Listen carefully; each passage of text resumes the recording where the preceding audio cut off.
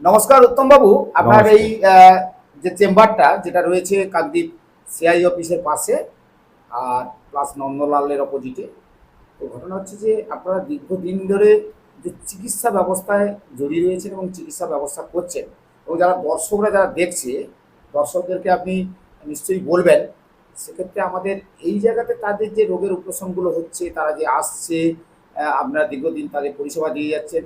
তো তাদের যে কত মানে তাদের এখন প্রথম তো গ্রাম বাংলার মানুষ কিন্তু সেই অর্থে যে প্রচুর অর্থ ব্যয়বহুল হয়ে দাঁড়াচ্ছে তাদের কাছে, সে অর্থটা কতটা লাগে? দেখুন, আমার এখানে ট্রিটমেন্ট করতে গেলে বেশি অর্থ লাগে না। 300-400 টাকার মধ্যে আমরা 1 মাসের ওষুধ দিয়ে ট্রিটমেন্ট করি। কারণ সুন্দরবন প্রত্যন্ত এলাকায় মানুষ, আর এলাপাতি সিস্টেমে মানুষ রিপোর্ট করে, তার ব্লাড রিপোর্ট, তার সিটি স্ক্যান, তার এমআরআই, তার নানা রকম মেডিসিন খেয়ে মানুষজন আজ আর্থিক দিক থেকে প্রায় ভেঙে পড়েছে। আমাদের কাছে যেসব বহু পেশেন্ট এসে বলে, ডাক্তারবাবু আর পারছি না, আর রিপোর্ট দেবেন না, রিপোর্ট অনেক করেছি, এবার আপনি ওষুধ দেন। মানে এতটাই তাদের কাছে সমস্যা ব্যয়বহুল হয়ে ব্যয়বহুল গেছে। হয়ে গেছে, কারণ বিভিন্ন জায়গায় তারা বিভিন্ন জায়গায় গিয়ে তারা অর্থ শেষ করে ফেলেছে। হ্যাঁ, তাদের আর সেই চলার শেষ সম্বলটুকু হয়তো বেঁচে দিতে হয়, হ্যাঁ, তারপরে আবার সেই চিকিৎসায় যেতে হয়, কারণ মানুষের বাঁচার লড়াইটা অনেক বড় লড়াই। বড় লড়াই। তো সেক্ষেত্রে বাঁচতে গিয়ে দেখা গেছে চিকিৎসা পরিষেবায় যা যে অর্থটা ব্যয় হয়ে যায়, সেই অর্থ তাদের হয়তো দেখা যাবে যোগান দেওয়ার মতো ক্ষমতা থাকে না। সেক্ষেত্রে আপনার হোমিওপ্যাথির উপরেই তাদের মানে আমার কাছে বহু পেশেন্ট আসে, তো আপনি যেটা একদম বাস্তব কথা তুলে ধরেছেন। আমাদের কাছে বহু পেশেন্ট আসে, তারা একদম আর্থিক দিক থেকে পিছিয়ে পড়া মানুষ, কিংবা একটা সময় আর্থিক সচ্ছলতা ছিল, কিন্তু চিকিৎসার খাতে এত ব্যয় করে ফেলেছে, এখন একদম দেয়ালে পিঠ হয়ে গেছে। তো আমরা তাদেরকে বলি, আমাদের এখানে আসুন, যথেষ্ট অল্প পয়সায়, একদম বেশি নয়, 1 মাসের ওষুধ 400-500 টাকার মধ্যে, যথেষ্ট সুস্থও থাকবেন, ভালোও থাকবেন, এবং সাইড এফেক্ট ছাড়া। এটাও যেমন শুনেছি, তার পাশাপাশি আপনি ভারত সেবার সঙ্গে একটা চেম্বার করে সেখানেও পরিষেবা দেন। হ্যাঁ, লর্ড এইড ভারত সেবাশ্রম সংঘ, আমাদের ওখানে আমরা প্রতি শনিবার বসি আমি। মাত্র 50 টাকার বিনিময়ে যারা একদম অসহায় দুস্থ মানুষ, যেহেতু দুস্থ কেন, যে কেউ যেতে পারে, যারা চিকিৎসা নিতে চান, ভারত সেবাশ্রম সংঘ প্রতি শনিবার সকাল 9টা থেকে 12টার মধ্যে গেলে অনলি 50 টাকার মধ্যে দিয়ে আমি ট্রিটমেন্ট করে থাকি। মানে সেক্ষেত্রেও মানুষের সুবিধা হবে। হ্যাঁ, আমি চাই যে মানুষের সেবা, শুধু তাই নয়, আর একটা জায়গায় আমি বসি, charitable trust Sundarban BEd college আছে, সুন্দরবন জনকল্যাণ সংঘ, মাত্র 20 টাকার বিনিময়ে, একেবারে। একবার অনলি 20 টাকার বিনিময়ে সেখানেও ট্রিটমেন্ট করা হয়। কিন্তু তারা তো জানে না কোন ডেটে আপনি বসেন। ঠিক আছে, সুন্দরবন জনকল্যাণ সংঘ, সাউথ সুন্দরবন জনকল্যাণ সংঘে আমি বসি প্রতি মঙ্গলবার সকাল 11টা থেকে বিকেল 3টে পর্যন্ত। এটা আমাদের হাতিবাড়ি থেকে নেমে একটু ভিতরের দিকে যেতে হবে, পূর্ব দিকে রঘুনাথপুর বলে গ্রাম আছে, 8 নম্বর রঘুনাথপুর, সেখানে বসি।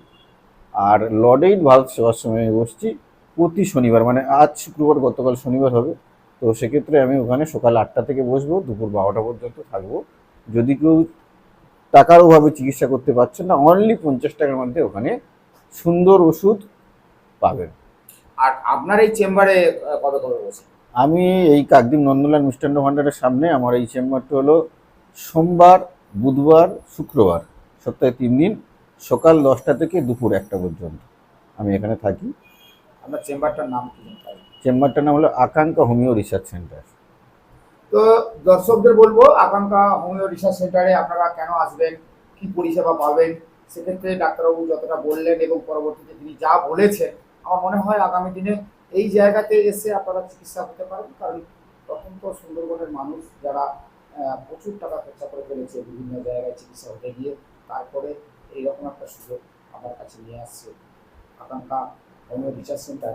আমার মনে হয় আগামী দিনে এই ভুলটা না করাই ভালো। সব থেকে বড় কথা, আমরা হোমিওপ্যাথিতে কিন্তু মানে পিওর হোমিওপ্যাথি প্র্যাকটিস করি, আর হোমিওপ্যাথির সিঙ্গেল মেডিসিন সিলেকশনে আমরা চেষ্টা করি। আমাদের কাছে বহু ক্যান্সার রোগীও সুস্থ হয়েছে, আর কিডনি স্টোনের বহু পেশেন্ট সুস্থ হয়েছে।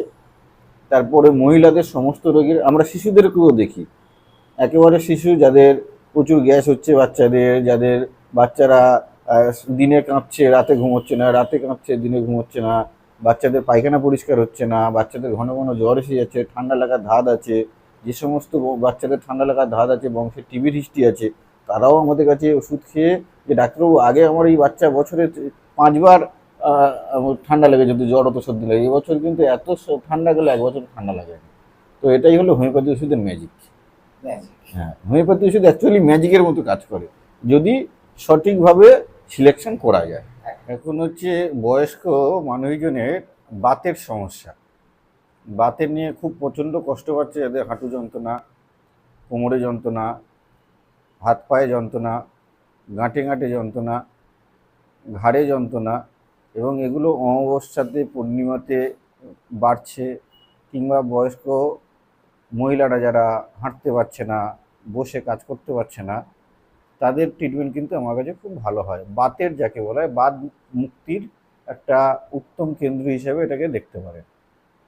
এছাড়াও এছাড়াও আমি হোমিওপ্যাথিতে মহিলাদের জন্য সাদা স্রাব, ঋতুর সমস্যা, ঋতু কষ্ট, তারপরে তাদের হরমোনের যে সমস্ত সমস্যাগুলো থাকে মহিলাদের জন্য, বা ব্রেস্টের মধ্যে টিউমার, এগুলোও আমাদের এখানে সুন্দরভাবে ট্রিটমেন্ট করা হয়। তো এমন পেশেন্ট যারা খুব বিভিন্ন জায়গায় গেছে আবার সেখান থেকে ফিরে এসে আমার কাছে চিকিৎসা হচ্ছে। হ্যাঁ, এরকম পেশেন্ট তো প্রচুর রয়েছে, যারা বাতের সমস্যায়, যারা কেউ কলিঙ্গয় চলে যাচ্ছে আমাদের এখান থেকে, কিংবা কেউ ব্যাঙ্গালোরে চলে যাচ্ছে, তো পরবর্তীকালে ওখানে দীর্ঘদিন ট্রিটমেন্টের পরে আমার কাছে পেশেন্ট রয়েছে, কেস হিস্ট্রিও রয়েছে। তো 2 বছর ধরেই ব্যাঙ্গালোরে ট্রিটমেন্ট করতো, তারপরে বলে হোমিওপ্যাথি ট্রিটমেন্ট করে, এখন আমার কাছে হোমিওপ্যাথি ট্রিটমেন্ট করে যথেষ্ট ভালো রয়েছে। কারণ এখানে মূলত টাকাটা খুব বেশি খরচ কম, আর পেশেন্টের সাইড এফেক্টও কম। হোমিওপ্যাথি ওষুধের মাধ্যমে রোগের সাইড এফেক্টও কম, যার ফলে পেশেন্ট অনেক ভালো থাকে। কত বছর ধরে আপনি এই চিকিৎসা করে আসছেন? আমি তো 10 বছর 10 বছর। ধরে ট্রিটমেন্ট করছি। তো এই 10 বছরে এই পর্যন্ত মনে হয় আপনার কত রোগী যারা আপনার কাছে এসেছে যারা উপশম হয়েছে? রোগী তো প্রচুর উপশম হয়েছে, আমাদের এখানে সাকসেস রেট অনেকটা বেশি, কারণ আমাদের এখানে যে ট্রিটমেন্টটা হয় পিওর হোমিওপ্যাথি ট্রিটমেন্ট হয়।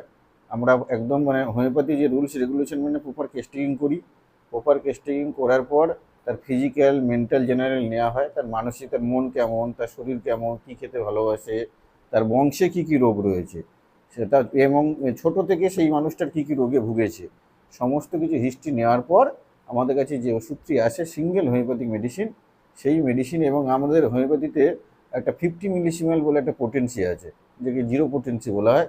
আমরা 50 মিলিসিমেল জিরো পোটেন্সির উপরে আমরা মেডিসিন সিলেকশন করি।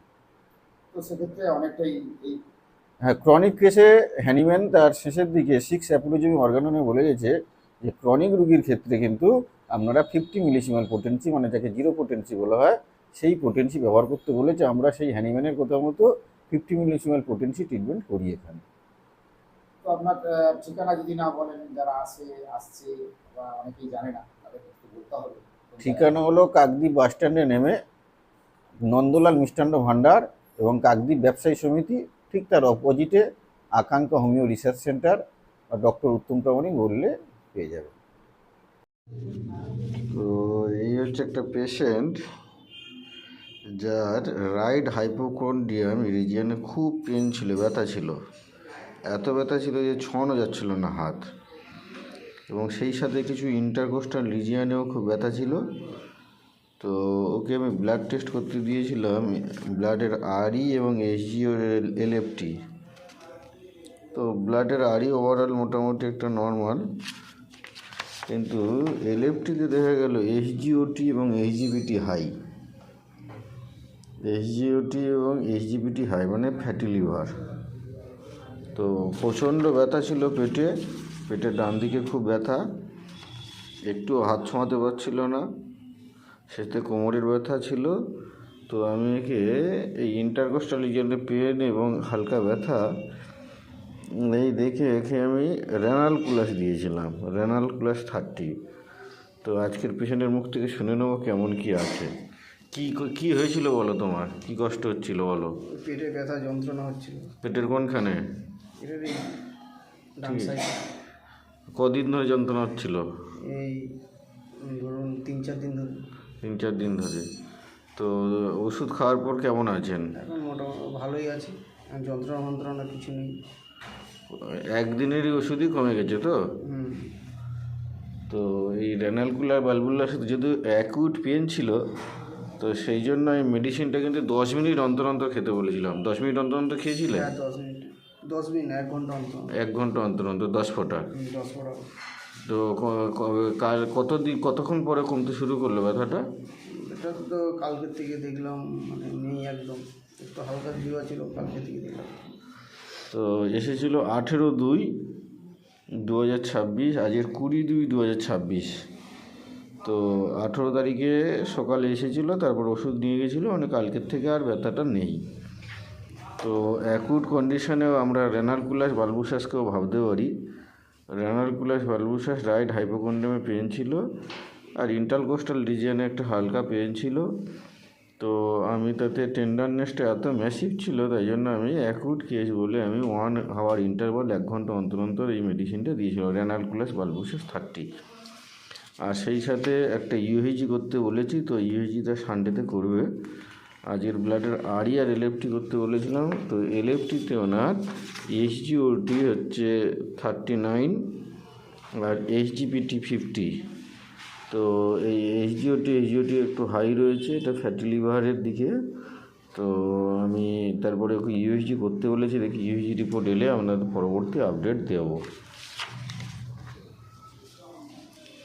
তো দেখা যাক ইউএসজি রিপোর্টে কী আসে। তো এখন অনেক ভালো রয়েছে।